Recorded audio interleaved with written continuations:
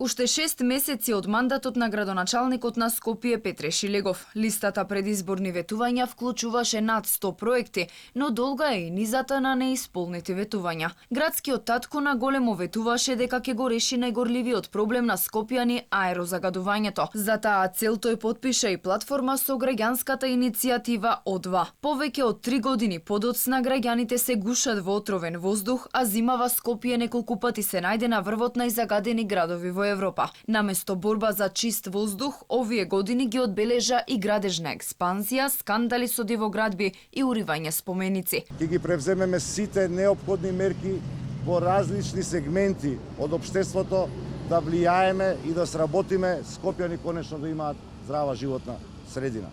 За работата на градоначалникот Шилегов и дали ги исполни своите ветувања, граѓаните со поделени мислења. Ништо не исполни, не сум задоволна. Не сум задоволна целосно, затоа што многу работи што ги вети, не се исполнети.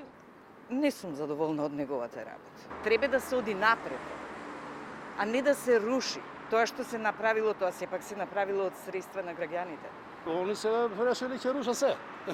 Завртите се во Дебармало, нема место за паркирање, нема место за да човек да помине.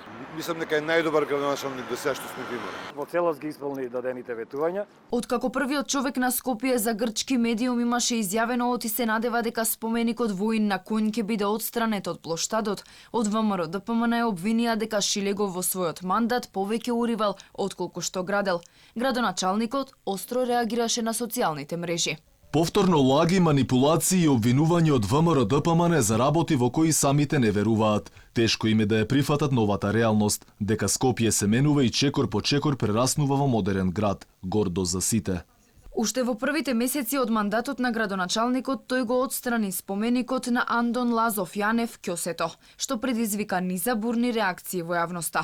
Упатените тогаш алармираа дека градските власти треба да се фокусираат на ветените проекти.